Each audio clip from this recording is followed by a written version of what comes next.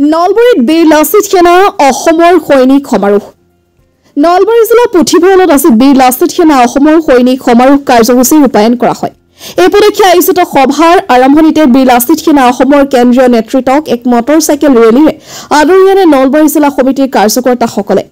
কাৰ্যসূচীৰ আৰম্ভণিতে বন্তি প্ৰজ্বলন আৰু মাল্যৰ্পণ কাৰ্যসূচী ৰূপায়ণ কৰে নলবাৰী প্ৰেছ ক্লাবৰ সভাপতি জিতেন শৰ্মাই। এই উপলক্ষে আয়োজিত সভাত বীৰ লাচিত সেনা অসমৰ মুখ্য সচিব ৰন্তুপানী ফুকন, প্ৰচাৰ সচিব তপন কুমাৰ শৰ্মা, চুতীয়া বিত্তীয় সচিব তন্ময় চেতিয়া, কামৰূপ মহানগৰ সমিতিৰ মুখ্য সচিব বিকাশ অসমকে ধৰি বিভিন্নজন বিষয়ববীয়া উপস্থিত থাকি বক্তব্য ৰাখে। সৈনিক সমাৰোহ আজি প্ৰথম সৈনিক সমাৰোহ আজি বীৰ লাচিত সেনা আমাৰ নলবাৰী জিলা সমিতিৰ পৰা আমি আয়োজিত কৰিছোঁ। আজি আমি সৈনিক সমাৰোহৰ যোগেদি আমি ৰাইজক জনাব বিচাৰিছোঁ, নলবাৰীবাসীক জনাব বিচাৰিছোঁ, আমি অসমীয়াৰ স্বাভিমানৰ ক্ষেত্ৰত, আমি অসমীয়াৰ ভাষা স্বাৰ্থৰ ক্ষেত্ৰত আমি সদায় যুঁজি যাম আৰু এই সংগ্ৰাম সদায় অব্যাহত থাকিব আমাৰ বীৰ লাচিত সেনা সমিতিৰ পৰা। আৰু অসমীয়া বা নলবাৰীবাসীৰ খিলঞ্জীয়াৰ স্বাৰ্থত আমি সদায় আগুৱাই যাম আৰু সকলোৱে ঐক্যবদ্ধ হৈ আজি এই সৈনিক সমাৰোহৰ যোগেদি আমি সংকল্প ল'লোঁ যে আমি সদায় নলবাৰীবাসীৰ লগত থাকিম।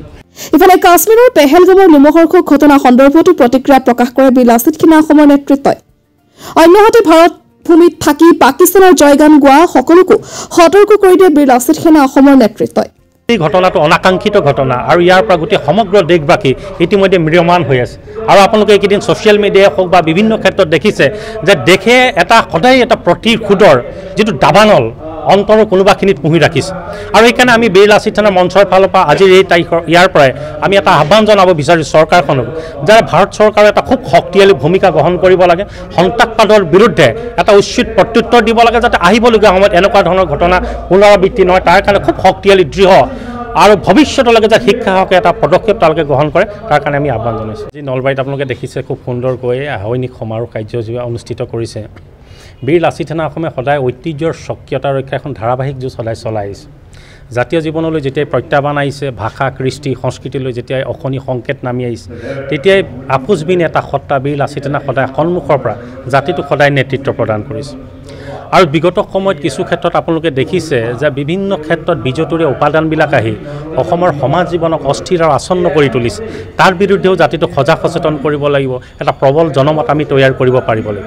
আৰু আমি সদায় কওঁ যে আহিবলগীয়া সময়ত খিলঞ্জীৰ আধিপত্য প্ৰভুত্ববাদ প্ৰতিষ্ঠা কৰাৰ আমি কথা কৈ আহিছোঁ, যে ভৱিষ্যতলৈকে ৰাজনৈতিক ক্ষেত্ৰখনত যাতে এটা নিৰ্ণায়ক ভূমিকা আমি লৈ থাকিব পাৰোঁ, তাৰ পৰিৱেশ আৰু পৃষ্ঠভূমি ৰচনা কৰিবৰ কাৰণে বীৰ লাচিত সেনাই কাম কৰিছে।